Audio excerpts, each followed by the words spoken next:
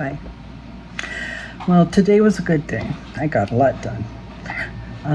Day before yesterday, I found out that my best friend of 50 years passed away in the ambulance on the way to the hospital of pneumonia.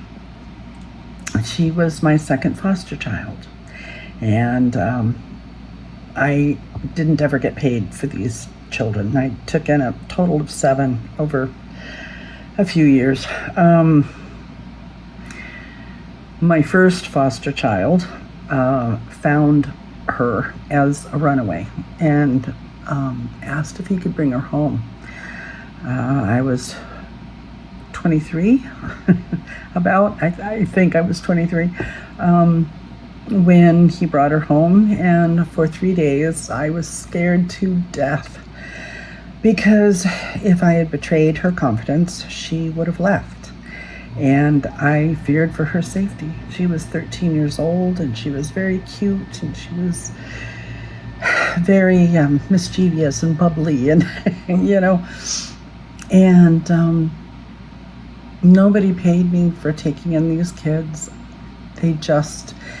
They had parents that were alcoholics, or they were violent, or they did drugs, or they were thieves, or a combination of the above. And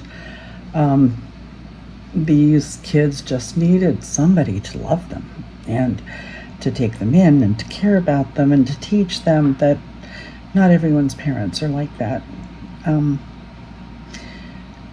The first person that I had, he helped me with my fence company, and he was my personal helper. He and I installed fences together. And he was 13 years old, and he worked for me during the summer. And one day when I took him home, his dad became very angry. He was an alcoholic, and he was a huge man. He used to play football for USC, and he was a very important man, and he had money, and he was I believe he was an editor at the Los Angeles Times or something. But he was an alcoholic, and he was violent, and he backhanded that boy, and that little teenager was slammed backwards up into a stone fireplace, hit his head on the fireplace, and fell down unconscious. And that's when I decided to be a foster parent. I could not take it. I could not stand there and watch that man treat that child that way. And such a good kid. So he threatened me with violence too. And I pretty much just told him, yeah, bring it on. I will sue you, and I will own your home. I will own everything you have by the time I'm done. And I talked to his mother, and I said, you can choose to live with this abusive person if you want to. I don't see why, but that's your choice. If you want help, let me know. But in the meantime, you should not force your son to live this way.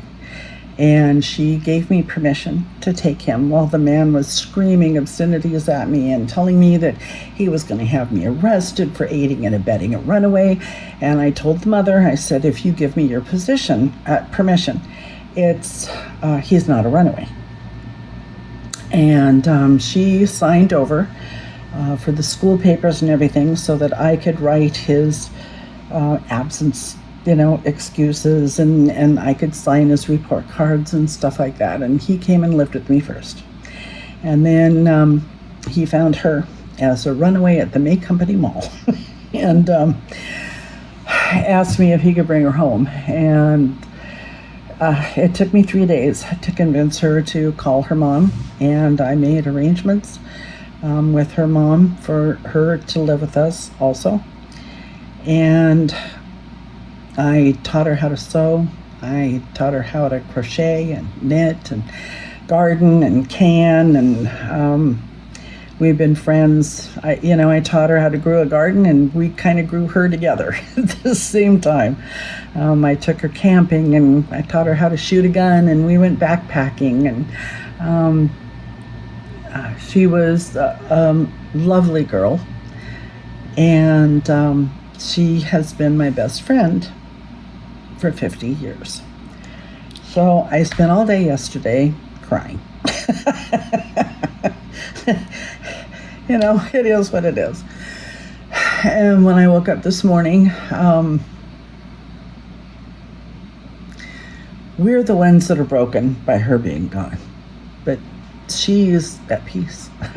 She is healed, and she had such a tumultuous childhood, and she suffered so many wrongs at the hands of others, that I'm very happy that she's at peace.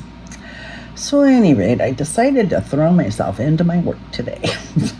And I got quite a lot done. I got some cranberry sauce made from scratch, and I got the mashed potatoes ready for my Thanksgiving dinner, and I'm going to dehydrate a bunch of them, and I prepared totally minced some cauliflower, and I packaged away all of my broccoli and made labels for my jars of all the stuff that I've been dehydrating since I brought the dehydrator home. And it was a good day.